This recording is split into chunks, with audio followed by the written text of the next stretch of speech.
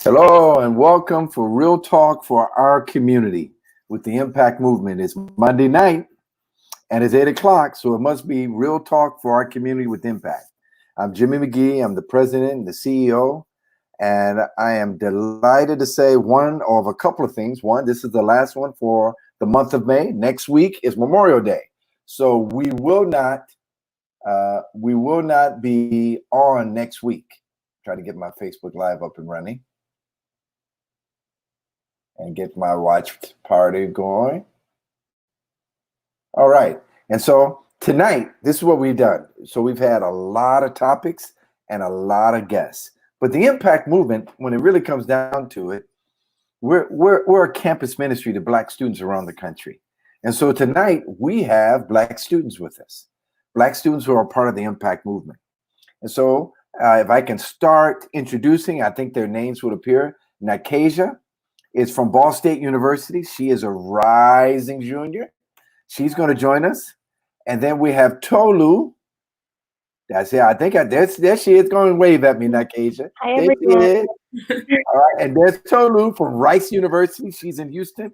And last but not least is Javon from Kent State. There you go. How you doing, Chief? I'm doing good. How are you? Good. And so let me just introduce, if you don't mind, the people behind. Show us the Impact mission statement, and let me read that. And then I'm going to give each of these wonderful students the opportunity to talk about what their classification, what they're studying, and where they live. So the mission statement of the Impact Movement is, our mission is to equip Black students to become disciples of Jesus Christ that integrate their faith into every aspect of life. So they're on 3 different campuses with 3 different coaches in 3 different states, which are 3 different expressions of seeing this mission come to life. So having said that, Nakasia, why don't you just give us an update about your school, where you're from, what you're studying, and what's your classification? Yes, thank you guys for having me. I go to Ball State University. I am a rising junior. My major is psychology with a minor in African American studies. And I one day hope to do research in mental health. So I'm excited. Oh, all right. There you go. Psychology major. So we're going to give you a lot to work with on this show, I promise you. And when we say rising junior, that means you just left your sophomore year? Yes, correct. And you're going into your junior year. Is that correct? Yes. All right, because some people don't understand that rising thing. And then where do you live? I live in Indianapolis, Indiana. Oh, okay. That's right. Y'all used to have a football team there one time, I think, right? The Colts. That's it. That's their name. Okay. All right. All right. And Tolu, talk to us, Tolu. Tell us your full name and tell us your classification and your school and your major. Hi, everyone. My name is Tolu Wani Taiwo. That's my full name. I'm a biochemistry and cell biology major at Rice University, and I'm a rising senior. Okay. And where do you live? I'm from Dallas, Texas. Now, we won't hold that against you because we're Christian. We're going to pray for you. Okay? So she's a biochemistry major. Does that mean med school is in your future? Yes, sir. Yeah, I plan to go to med school after I graduate. Okay. In fact, there was a young lady that graduated from Rice a few years back who's in med school now. Do you know her? Sorry, say that one more time. I didn't hear you. Oh, there's a young lady that graduated from Rice who's in med school now 3 years ago. Do you know what I'm talking about? Gabby, no. Actually, I don't think I know who you're talking about, actually. All right. Hey, Tolu, they said your background is kind of dark. Can you add more light? That's what that. Give me 1 second. Got you.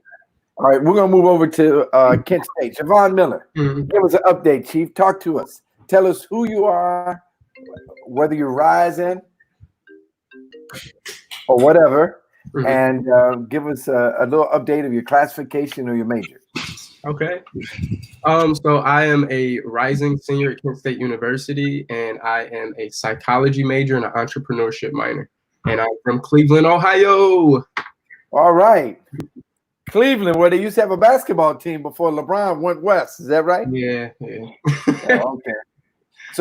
So we got 2 psych majors. And do you want to go study mental health, or you're just going to go? What's your next move? So I'm going to focus more so on life coaching. I'm a certified life coach now, and then I also want to focus on industrial organizational psychology. Oh wow. Okay, that's a mouthful. Yeah, it is.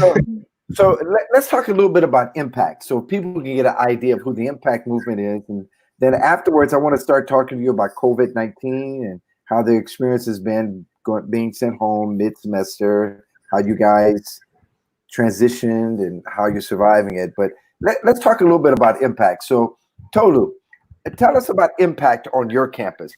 Some high points, or how is it expressed, and what's going on in impact at Rice? Okay, so impact really started off kind of small when I came onto the leadership board, which was about 2 years ago. And it grew slowly. We had a couple faithful members, and then over time, as we began to study more of the campus and what the needs were of the students there, we began to see a greater engagement of Black students in the Christian ministry. This past year has been phenomenal. One of my favorite parts of this year was we had a gospel worship night where we had different students, some that weren't even involved with Impact. We all gathered together, and it was the first time anything like that had been done on Rice campus, where we were singing gospel music on that large of a scale. And it was just really awesome. We had professors come in, people from outside of Rice come in. And it was just a really great event. That was probably something that that was probably my favorite part of the year. So. Wow. And tell us a little bit about Rice University. What kind of school is it? Yeah, so it's a private school in Houston. Okay. Mm-hmm. And how big of a campus is it? I think it's about 6,000 students. It's pretty small. Okay. Cool. Yeah. And so you don't commute from Dallas when Rice is in session. You're living in Houston, right? Yes, sir. Yeah, I'm living in Houston. Okay. All right, Javon. Wait. And Tolu, your campus coach. What's the name of your campus coach? Yvetta Armstrong. Yvetta Armstrong. Okay. And then you got another guy that's working with you who recently graduated last year. Yes, sir. Avery Johnson. Avery Johnson. That's why I want to show him some love today. So Yvetta and Avery, we want to say hello. Javon, tell us about Kent State. Talk about the expression. And you and I met August of last year at an Airbnb because it was your leadership team. Yeah. Is that correct? Yeah. So we had a leadership retreat, and it's basically where the leadership team goes to like a cabin in the middle of nowhere, and it's like 12 of us, and we all just get to develop community and relationships with each other, and we just learn about different aspects of faith and Christianity, and it's just very helpful. So. All right. And what happened at Kent State this year that is a highlight for you? It came to mind for you? A highlight at Kent State. Well, we do a lot of events at Kent State. I'd say I have two highlights. One is where we have this event where it's called Gigs Games, and our gigs are basically like our small group Bible study. And it's basically like each Bible study is competing against each other in different competitions and obstacles at the Kent State Rec Center. So it's just really fun. It was about maybe 80 to 100 people competing, so it was really fun.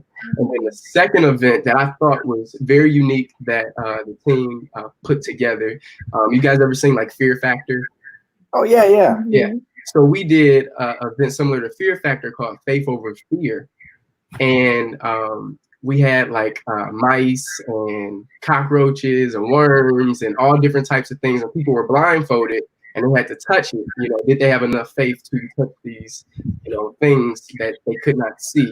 And we walked by faith and not by sight. And then we had them walking through obstacles and eating different things. So it was very creative and unique. And it was just great. So. All right. So you trying to tell me y'all had real mice? And people had to touch real mice. Yes. And that was fun. Seeing people's reaction was hilarious. I got it. Seeing people's reaction. Did you see Nakaja's face? She's thinking right now she's a mental health person. She may come over to Kent State now and do some work on your chapter if y'all do one of those faith and fear things. Right. Tell us a little bit about Kent State University. So Kent State, our campus has about 40,000 people that attended. Our impact movement, we have anywhere from 80 to 100 people that attend. We have weekly meetings, Bible studies. We go to church. We have 6 Bible studies throughout the week, and we do events every week for the most part. So we're very community-based and just building up people through relationship and just teaching them how to read the Bible. You know? Excellent. And let's give a shout out. Who's your campus coach? Darnell J. Wilson. Yeah, I'm sure he's smiling just now. Yeah. Everybody in your chapter should be watching this right now. All right, cool. All right, now Keisha, you're last but not least. Tell us about Impact at Ball State. What's it like? What's the highlight of your year? Yes, I love Impact at Ball State.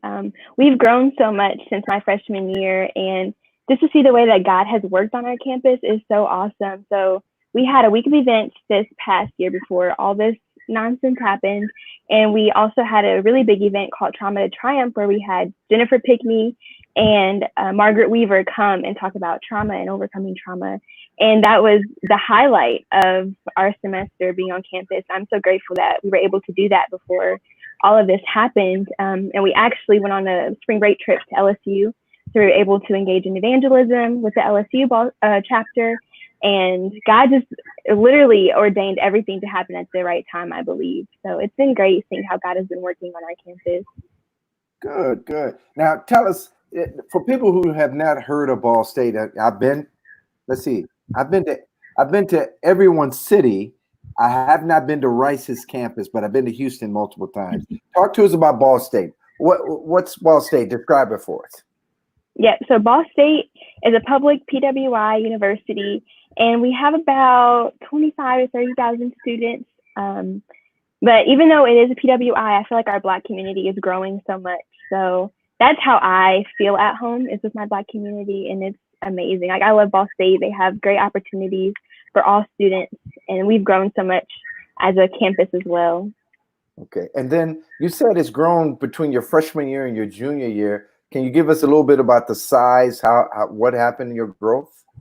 Yes, so I know before my freshman year, I would say that the Impact chapter, I don't know. I know they give us testimony all the time. Maybe like 10 to 20 students would come to Impact meetings and everything. But now there's like anywhere between 30 to 50 students that come to every meeting. And actually at the last Impact conference, we won Campus of the Year. And that was just another way that was evidence that God has been working on our campus. And we had one of the biggest groups that we brought to the conference last year. And it's been amazing to see that growth.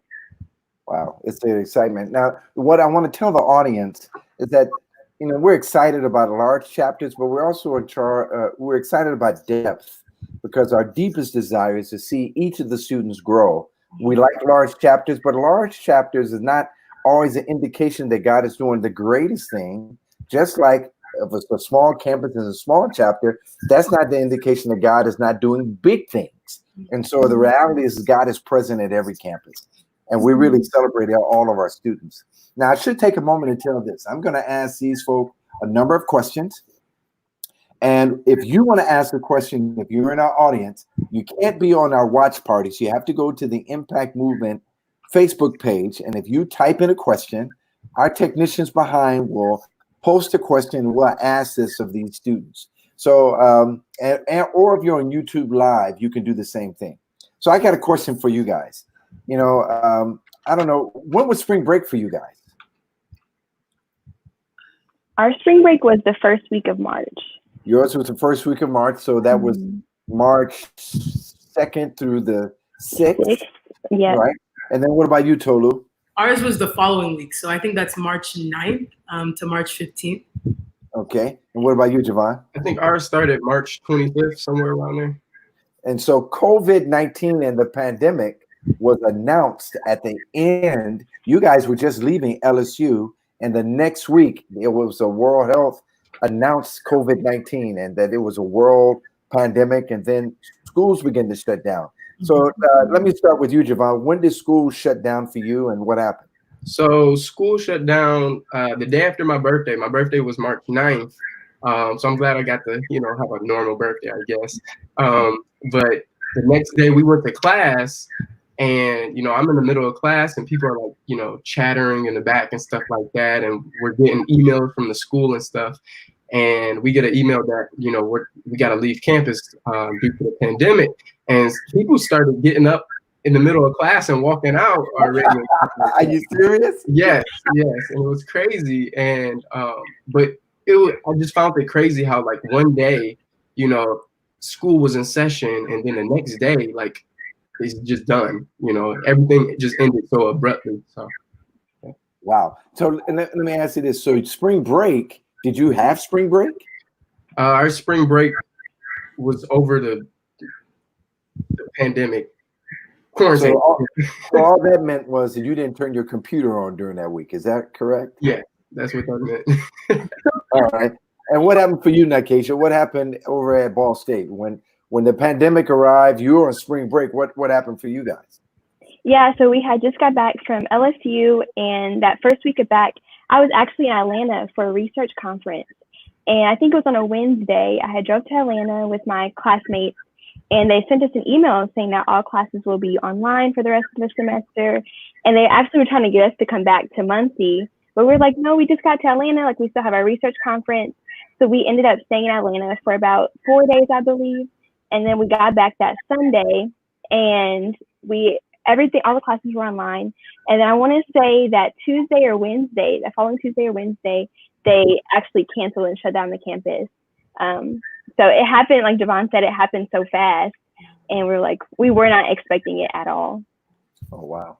And what about you, Tolu? When did it happen for you? Was it during spring? It was during your spring break, wasn't it? It was actually the week before. So they had, I remember I had taken a nap. I was feeling really overwhelmed. And I was like, I literally said a prayer. I was like, God, I just need some rest. And I woke up, and then I checked my phone, and then I saw the email, and I was like, whoa, that's a 2-week rest, which is really nice. But I didn't ever expect it to extend the entire semester. So yeah. And so did they clear off your campus as well? Yeah, they did. I believe, so after the 2 weeks, or actually during the 2-week break, they had sent a follow-up email saying that, okay, you have some time to pick up your belongings from the dormitories and, close your rooms and get everything valuable. But after, I think, it was instantaneous after that, okay, everything's done, like forever. So, or for the rest of the semester, so. Okay.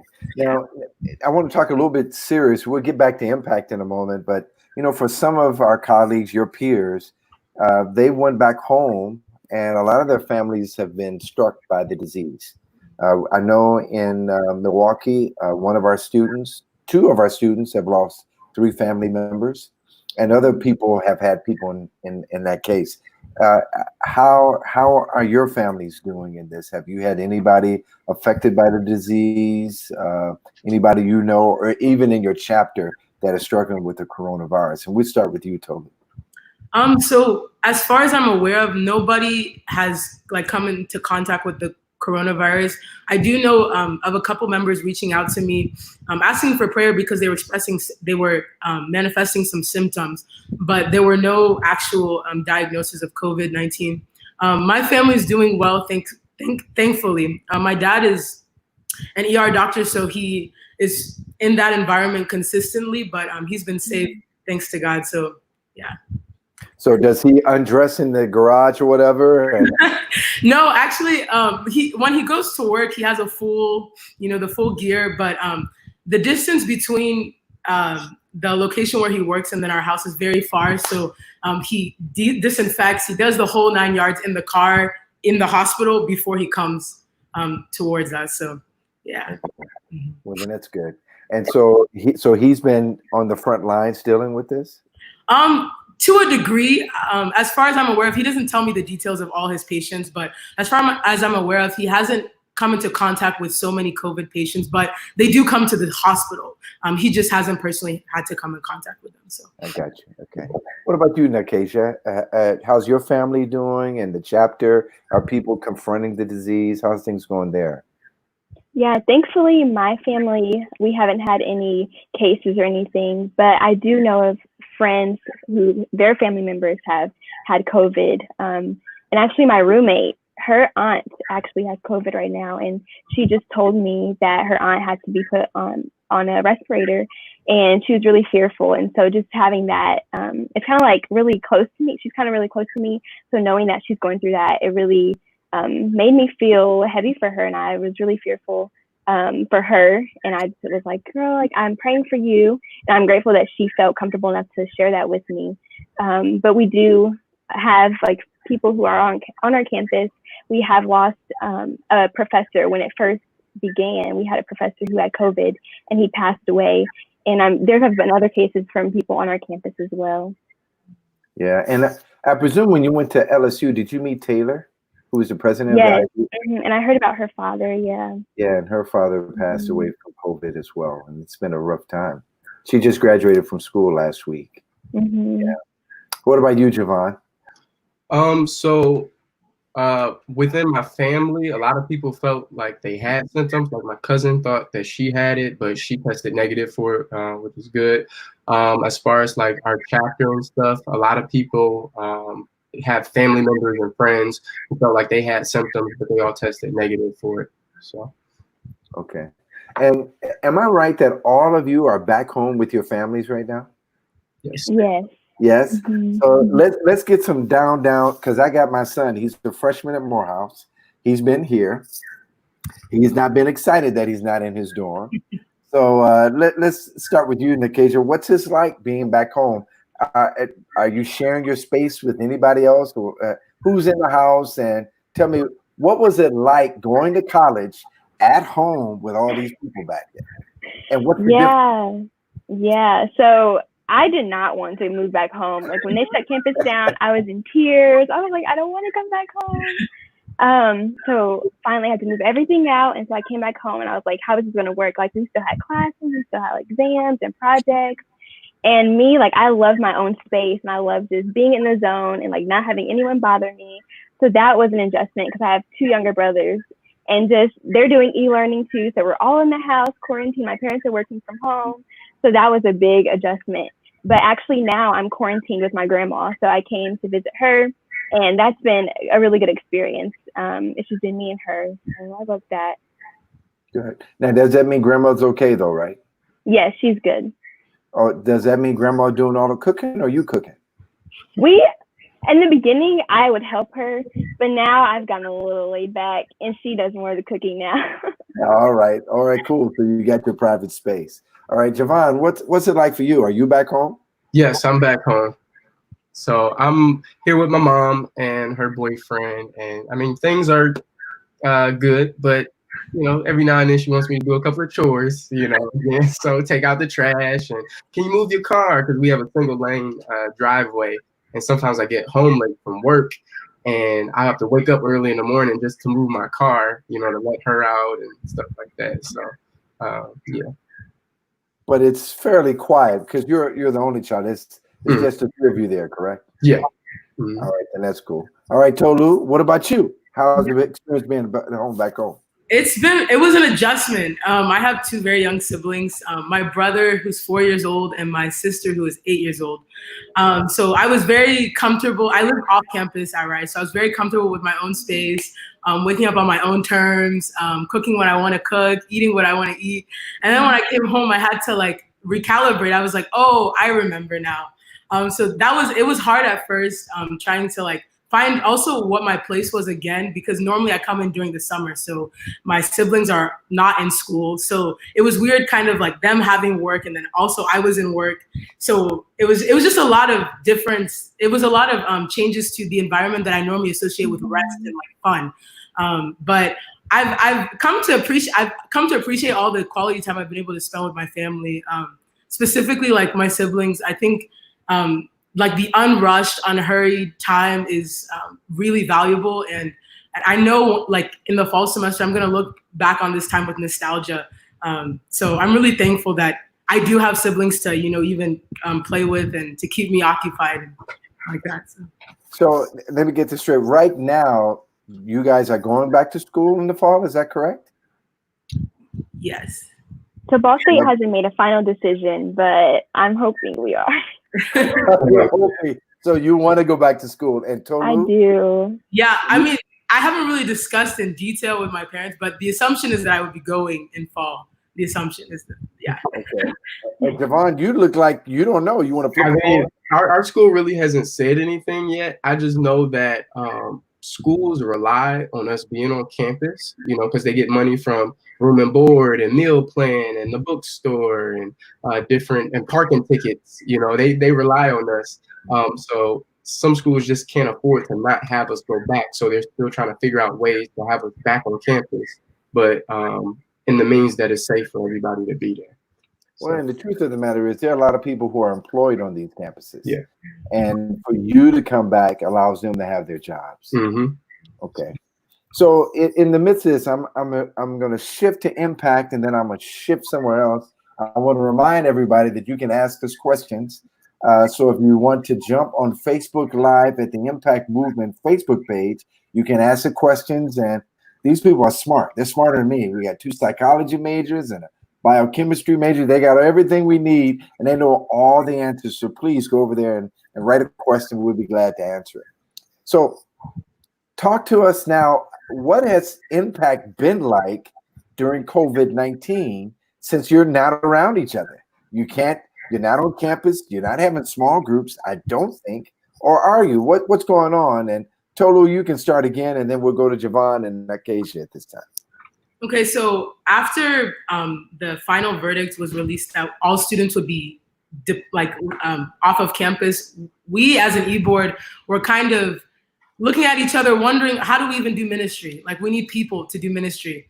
But thankfully, with all the technology that we have, and also the way that we can utilize that technology to still connect with people, we maximize that. So we were still having Bible studies and get-togethers through the rest of the school year, and we were still able to have one-on-ones with as far as discipleship meetings and just catching up with people just to see where they are during this time. But for the most part, it's been limited to just Bible studies and then just the one-on-ones. As of now, we're not doing anything, but that's how it was when we were in school. So. And so you still keep in touch? Are there prayer meetings, or you have large groups, anything like that? Yeah, so we have prayer meetings weekly, and those have not stopped. The small group meetings have stopped, but I believe the plan is to potentially resume during the summer. We're still trying to figure out the logistics of how that will look and what exactly our members want for the summer as well. So. Okay. And what about you, Javon? What's going on with Impact? Living life on mission kept going, you know, and that was the great thing about it, you know. Living what? I said living life on mission kept going. Really? And we had our weekly meetings on Zoom and Instagram Live. We did our Bible study still over Zoom and Google Hangouts. But we were still trying to just make sure everybody still felt the community, and we made sure that we were intentional with people, because when people go back home, you know, sometimes they're in a vulnerable state, you know, because we don't know what type of home situations they have. People fall into isolation and they start falling back into, you know, their old sinful habits and stuff like that when they go back home. So we were very intentional about making sure that things didn't stop, you know, that way we can keep that sense of normalcy and community going. And even right now, although the semester is done, we're doing different Bible study sessions every Tuesday on different topics about our faith. And Darnell is leading that. And tomorrow, we're doing how to study the Bible. There's a workshop on that. And everything's over Zoom and FaceTime and Google Hangouts and stuff. So. Cool. So people are still participating. Now, Keisha, what's going on over there? Is Octavia still doing her thing, or is she just letting y'all run rampant? Talk to us. No, Octavia is rocking it. The whole leadership team is rocking it. So we actually started community groups once they shut everything down. And there's, I want to say, in my community group, there's 3 of us, but I'm pretty sure the sizes are small, so it's very intimate, just like our Bible studies were. And we also did a 1 Peter challenge, a Bible challenge. So we would read 1 chapter of 1 Peter a week. And then every Wednesday night we would go live on Instagram and discuss it with some of the leaders. So that way we've been able to still have community. And then we also have discipleship still. And with my discipleship group, we meet through FaceTime or Zoom. Okay. So everyone can see that even though we were, I won't say we abandoned campus, we were driven away from campus, we're still trying to keep in touch with each other. Now, what people fail to realize or don't understand, Impact Movement is not a youth group. We're not here to be a rescue for Christians on campus. We actually are trying to help people grow in their faith, but also grow in understanding how their faith is expressed in the real world. And over the past 2 weeks, we had some real life issues that pretty much are germane, Nakasia, to what was that called? The trauma program that we did? Trauma to Triumph. Triumph to Triumph. And Jennifer Pinckney, it was her husband was murdered by Dylan Roof, who was the pastor of Emmanuel AME Church. So over these past 2 weeks, even though the deaths did not happen over the past few weeks, the notoriety of these events did. And can you give us a little idea? Have you processed it with your peers or friends, the deaths of Ahmaud Arbery or Brianna Cooper? What are the conversations like for you, and even your personal thoughts? I'll start with you, Nakasia. Yeah, so that was a lot for me to process, just because I feel like this is a constant thing that we are always going through as a community. And so I would say at first I was very, very angry, and I was annoyed, and I was actually crying and talking to my grandma about this just because my heart was so heavy, because I don't understand why we're always going through this as a community. And it's like always constant, always the same thing over and over again. So just processing it, it was a lot. It was very draining and overwhelming. But God reminded me of when we had our Trauma to Triumph. We actually went to go see Just Mercy as an Impact chapter. And so I was thinking about that because I saw something on Instagram or Twitter, I can't remember, but they were talking about how Ahmaud Arbery's mother wants the guys who did it to be on the death sentence or get the death, whatever it's called. The death penalty. The death penalty, yep. And so I was like, I don't know how I feel about that, because on one hand, I understand the pain, or I can imagine the pain that she's going through and how it's affected our whole community. But at the same time, I was thinking about Just Mercy and how, who are we to say how a person dies? Only God can say. God is in control ultimately, and justice will be served. We might not see it, or anyone might not see it, but only God is one who's able to give full justice. And so I had to remind myself of that. And even I was discussing it with my discipleship group. I sent that to them, and we were discussing it, and just how God really had to shift our perspective and help us to understand that even though all of this is happening all the time, and we continue to go through this, He's in control at the end of the day, and He's the God of justice. That's true. And I got corrected. Her name is Breonna Taylor. I don't want to abuse her name. Her memory is still etched in all of our Facebook pages, but also in our minds. Javon, how did you guys process, or did you process Ahmaud Arbery's death and Breonna Taylor's death? Did you discuss it? So yeah, when I first heard about it, I saw it on like social media, but I didn't get the chance to like actually look into it. And then it was like mainstream on the news, and I was like, you know, it's almost like a sigh, like we going through this again, you know, because it happens like every year, it seems like. And it's sad, it's unfortunate. It does not seem fair. And it's like, we do want justice to be served, but we also have to remember, you know, who God has called us to be, you know, as people. And this is opportunities to extend forgiveness and grace. But it's still a tragic situation. So, yeah, it is hard. Very hard. I should mention too with Nakasia, let's see, you came to Impact 18, correct? Yes. So it was at Impact 16 that Brian Stevenson came to speak to our conference, and it was very interesting to listen to him up close of how he spent a whole life dealing with this kind of violence and acts, and trying to pursue justice for us all. Tolu, what happened at Rice? Did you guys engage it? Did you guys talk about it?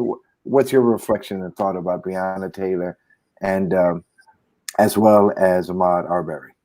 Yeah, so as a collective, There was no real conversation. I know there were one-on-one conversations, kind of like Javon and Nike were saying, or Nikesia, sorry, were saying that it was just a big sigh, like this is happening all over again. It's kind of frustrating that things have changed, but it doesn't seem like as we take one step forward, we're moving 2 steps back. And it's really heartbreaking when, I don't know, like when you're in communities where there are also people that refuse to acknowledge the pain that that the Black community is going through with events like this. That's a whole nother conversation, but it's just, for me personally, I think the biggest emotion that I feel is just frustration. I think everybody said that, that we all would like to see justice, but as ambassadors of Christ, we also have to be people of peace too. So we can't be looking to pick fights as well. So the way we respond will indicate a lot about our hearts for God, and even our attitude towards other people and our love for other people, despite the things that are done wrongfully toward us. So. Absolutely. Well, we do have a question, so let's see. They're going to bring it up, and it's from YouTube. Let's see what we got here. All right, this is from Matthew Odulami. That sounds like it's Nigerian. Yes, Tolu. it's a Nigerian. Right? Yeah. It's a Nigerian name. Mm-hmm. All right, so what advice would you give to a new freshman? All right, that's a good question, considering you guys are rising juniors and rising seniors. What advice would you give to a freshman that's attending your school? Let's start with you, Javon. I would say don't be afraid to like explore and try new things. And for those individuals who grew up in the faith and are Christians, I would say get plugged in to a Christian community as soon as possible, because there's a lot of distractions in college that will take you away from your faith. And it's so important to get connected and plugged in to a Christian organization or some type of faith-based movement on your campus as soon as possible. So. Okay, cool. And if you want to start a Impact chapter, you can contact the Impact Movement. We'll help you with that. Right. All right, Tolu, what would you do? What would you say to a rising or incoming freshman? I would say remember your why. I would say before you go into college, there's one thing I distinctively remember my dad sharing with me. He said, remember the daughter of who you are. And at first that scared me because I didn't really know, what he really meant by that. But I saw in different scenarios in my life how that reminding myself of who I am in Christ, and then also why I came to college in the first place. And even if you don't know exactly what you want to do with your future, I think it's important to realize that people have invested into you and are helping you on this journey. So you don't want to go there and waste your time.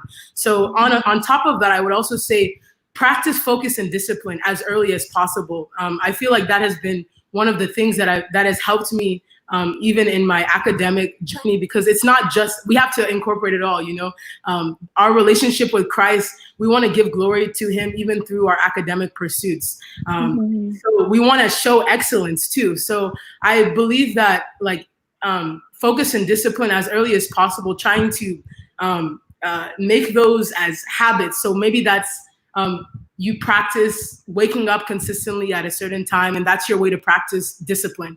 And maybe when it comes to focus, you have a book you want to read. Okay, maybe it's outside of your extracurriculars. Okay, for a month, I'm going to schedule this month to focusing on accomplishing this book. Any way that you can to practice focus and discipline, it will have tremendous outcomes throughout your entire college career and even beyond. So I think if you can nail those into place, then you will set yourself up for a great success. Excellent. And Acacia, come on, bring up the end. Tell us, what would you encourage your freshmen to think about?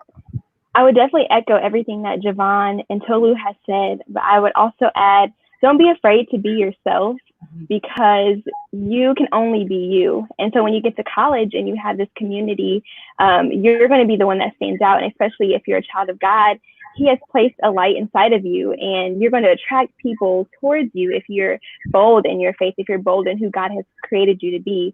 So don't be afraid to try new things. Like Javon said, don't be afraid to get connected to your community, and just know that like Tolu said, like you have a reason that you're there, and God has placed you there for a specific reason. So don't ever lose sight of that. Even when it gets hard, because it will get hard, just remember that you have a whole support system, and get connected to your community, because they're going to be the ones to help you and guide you along that journey. I mean, that is spot on. You know, I should say this. In Mark Twain had a quote. He said, "There's the two most important days in the life of a person is the day they were born, and then the day they understood why." And in the impact movement, that's what we desire to help for our students. And some people may think that we're just a youth group. We're here. The only reason why we met you guys is because we were on a college campus.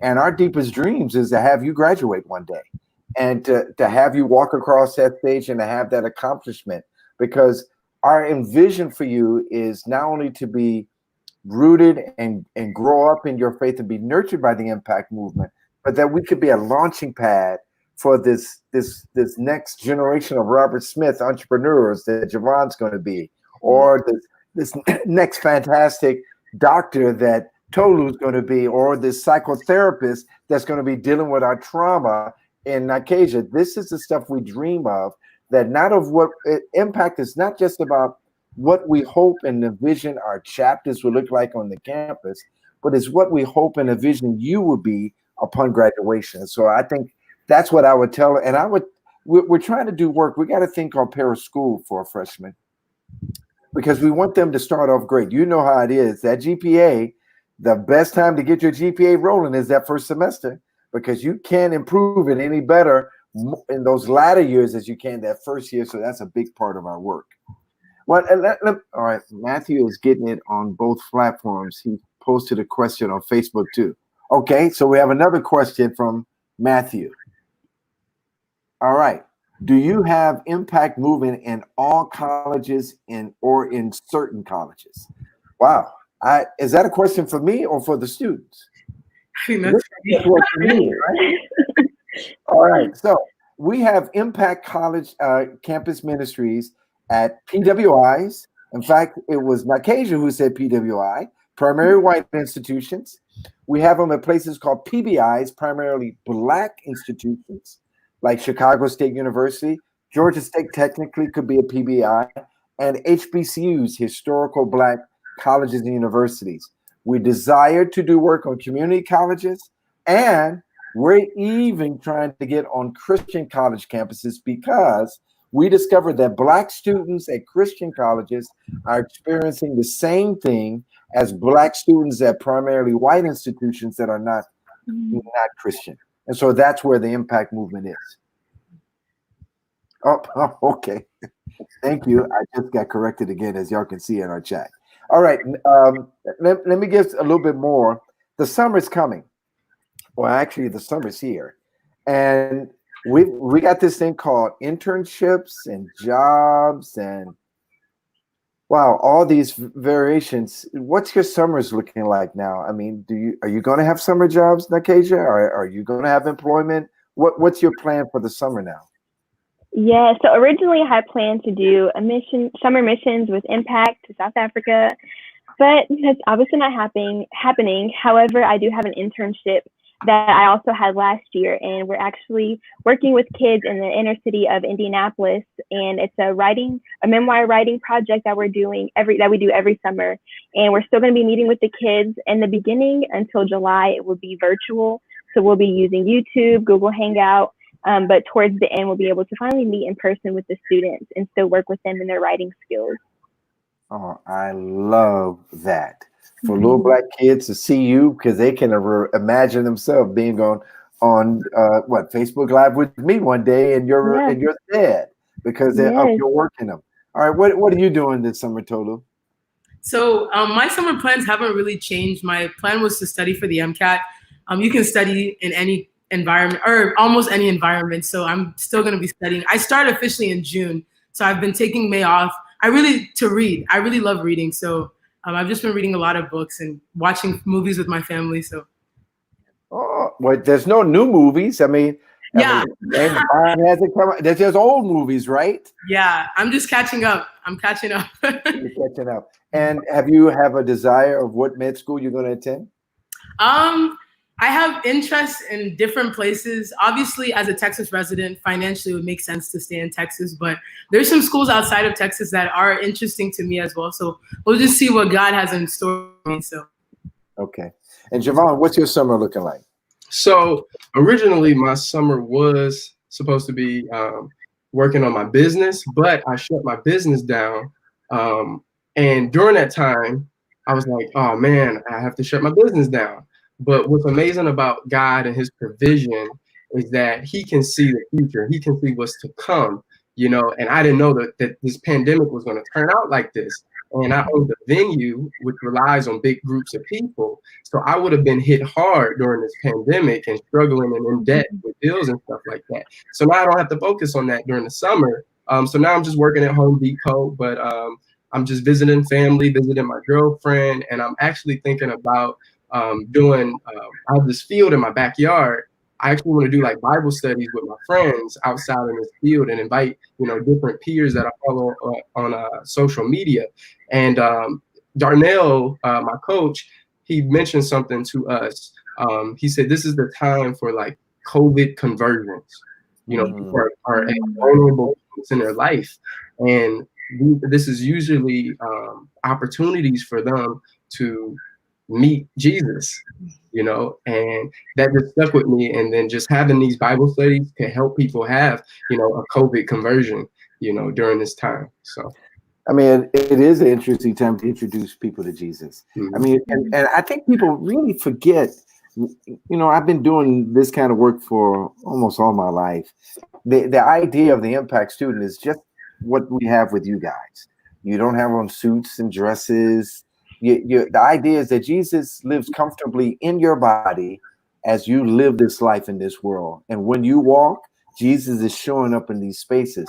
And we want to introduce this guy who's a savior of the world, who can not only forgive us of our sin, but give us hope and a rootedness and a relationship with God that would not only make sure we go to heaven, but he gives us moments where we see his presence on this earth. Now, I told you guys it's 8:47, so we got about 10 minutes left. And I want to tell you, if there are any more questions, you can go to YouTube or Facebook Live and you can ask us some questions. But I told the students, if they desire, they can ask me a question. Now, since I know they don't have a question, that's okay. But I'm going to be fair and give them an opportunity if they want to ask me a question, since I'm the president of the Impact. And, most times people don't ask me questions. Did you guys have a question? I do have a question. Oh, go ahead, Nakasia. How have you processed being home with your sons and your family since this whole quarantine? Now, that is an interesting question. It was traumatic in the beginning because my wife and I were on the brink of having an empty nest. My oldest son graduated from Howard University and he was here.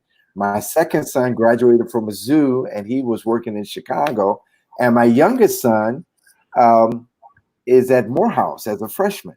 But then when all this came down, I had all these big dudes rolling up back in my house. So my youngest is 6'5", my middle one is 6'2", and my oldest one is 6'3". And so all of a sudden, it got a little tight and the food bill began to grow. Like, we were going shopping all the time. And so that's been interesting. And the conversations have been good. Just to interact with my sons, to see them, taking them out to drive, grocery shopping. With my second son, we've been watching The Last Dance together for the last, was it 5 weeks or 4 weeks? 5. 5 weeks. And I'm from Chicago. I just want y'all to know that. And all my people, I saw the Monarchs. One guy from my high school is on watching us tonight. But I was not a Bulls fan. I mean, I like watching Michael. I'm an Isaiah Thomas fan. So I had to deal with a lot of this hate towards Isaiah Thomas during this time, but I gotten over it. And it's been an interesting time because, our family was stuck. We were sequestered. We didn't go to restaurants. We didn't go out. We walked the dog. And my wife and I and my sons, we would run occasionally and get some exercise, but it's just been mainly family time. One of the things my wife did say, she said she never dreamed when our kids grew up and they started going away, that we'll have them all together in the house again. And I think for my wife, it's been a beautiful thing. And at times it's been beautiful to see our sons. And I got to tell you, when Ahmaud Arbery, when his death became very, very public, I had known about it in early March, but I had not seen the video. My middle son, since he's back here because his job there in shelter in place in Chicago, we went and got him. He would start running at dusk every day. And my sons, when they grew up, the neighborhood shifted from being mostly black to a gentrified community. So it's mostly white. And so now my sons are of that size where they're a threat or they're seen as adults. And so, you know, I would communicate to my second son, I would prefer him to go when there's more light so that people can see him versus people can have the suspicions that he would be doing something illegal because he was white. So that's the different part of it. And I got to tell you, it's been also hard because my kids and my sons were home, but we haven't seen my parents since February. And so on Mother's Day, we did drive out to give my mom a Mother's Day card. But my siblings, most of my siblings live here. We've sequestered ourselves away from my parents. So my mom and dad, they have each other, but they haven't seen grandkids or their own children at all for months now. So that's kind of hard at this point. So I appreciate you asking me. Good. Any other questions? Oh, good. All right. So now let me ask a couple of questions now. It's 8:52. When you think about the fall, what's going on in you guys' mind? What's going to happen with Impact in the fall? Or what's going to happen at your universities? Tolu, what you thinking? That's a big question. Considering the fact that not everybody may be coming back to campus, I really, really don't know. That's kind of, to be honest, I really don't know what it will look like. I'm confident that we'll still have our meetings, and you know, even as an e-board, that there will still be leadership meetings. But the large group events that we would normally have, since they've restricted, you know, the amounts of people that can even assemble together, I don't really know what that will look like. But I do know for one thing is that my e-board is very, very adaptable, and I've seen them come up with crazy creative ideas with changing scenarios. So I'm confident that they will be able to, you know, make the most of the situation. So. And when you say e-board, we got to do a translation. That's the executive board, Yeah, is that right? Yeah. All right, cool. Now, Kasia, what's your hoping about the fall? I know you want to get out of grandma's house and not go back home, but what you thinking about the fall for you? Yeah, I don't know. All I know is I miss my friends and I miss our community. But I am hopeful that when we get back, that even though it probably won't be the same, that we'll still be able to connect with each other. And even if we're not on campus, I'm sure we'll be able to adapt just how we did this time. So I'm hopeful that we'll be able to be back together soon, but I also understand if we're not. Okay.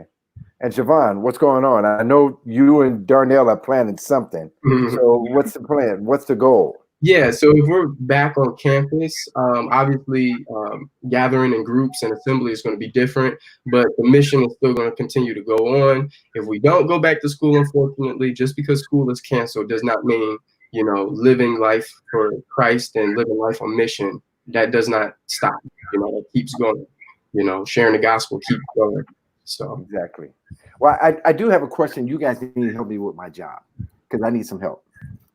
Because I'm losing my hair and my mind about the fall. If school doesn't start, help me to understand. Oh, we do have a question.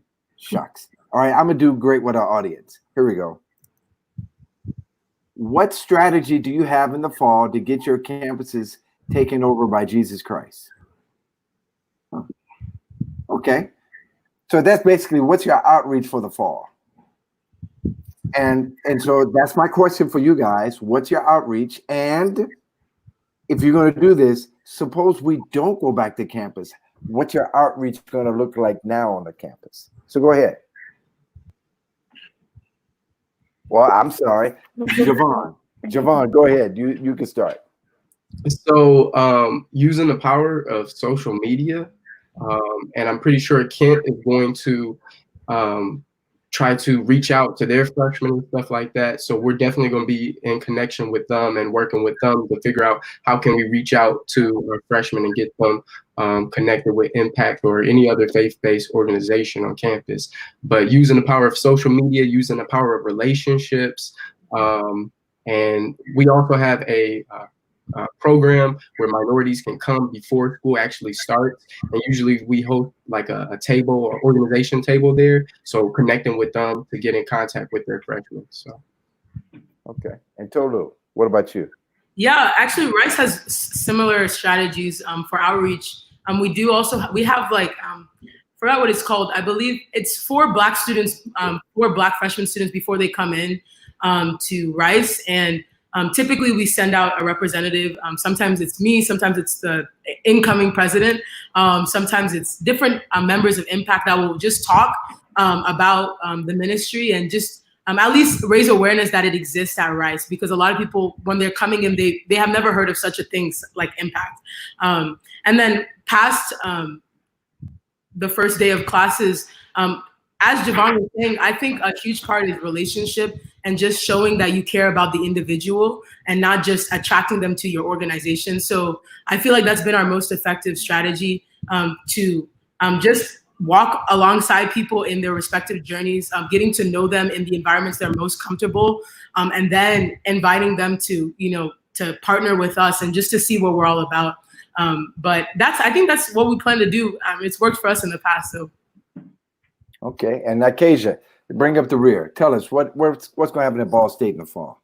Yes, so every year we have an activity fair at Ball State, and that is how we start off the year. And we usually, I know in the past we partner with Crew to have a cookout, but I know that if we go back, it might look a little bit different. And that's usually how we first get the incoming freshmen to come in, and even some other students who didn't hear about Impact in the past. That's how we connect with them. And we also use relationships that we already have, and we go out and evangelize and just talk about what we are as a movement and as a campus and what our vision is.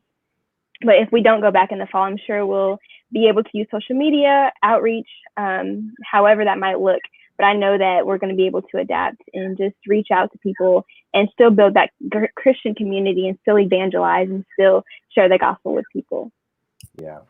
I mean, I think that's our hope.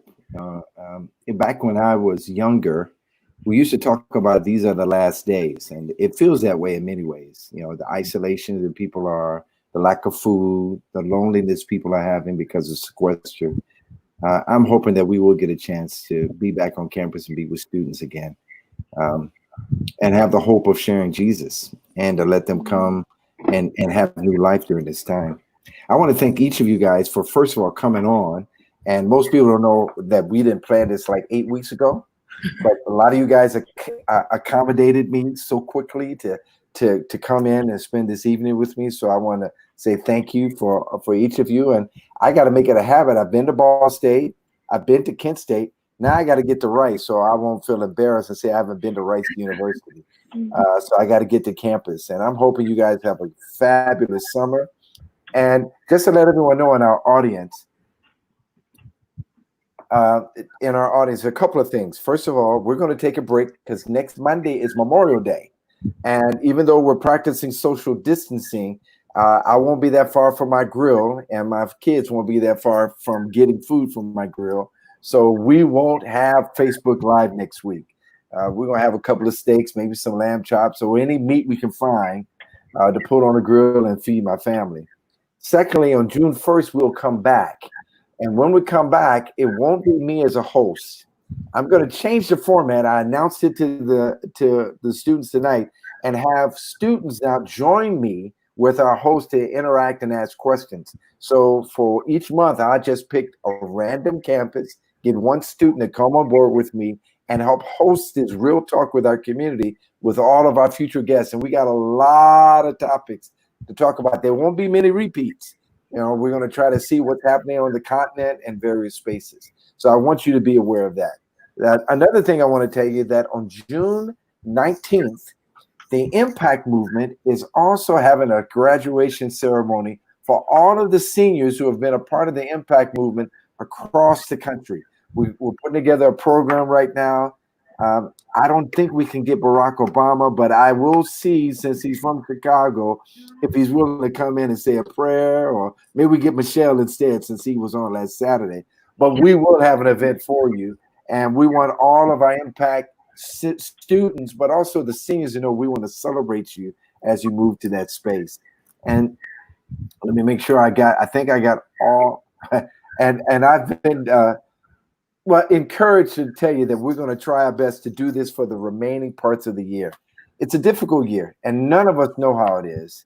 For all of our audiences, we started doing this so we can be in touch with students and our alumni and our donors and our board and our partners.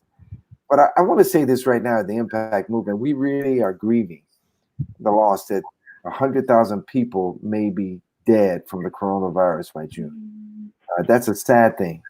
We're also grieving that there are a lot of people who are dying just from other causes that can't have their families together to mourn their losses. Some people are planning weddings. Some people are having babies. And this coronavirus is disrupting many of our lives. And for that, our empathy, our mourning, our grief, our sympathy goes out to everyone in the audience and to all our students. Again, to Nakasia and Tolu and Javon, I really appreciate you guys being here. It's great seeing you in person. And God willing, we'll see you at an Impact National Conference too. We'll be in person and that crazy like we always do. So I want to say good night and thank you for coming. Good night. Thank you for having me. Have a good one. Thank you so much. All right.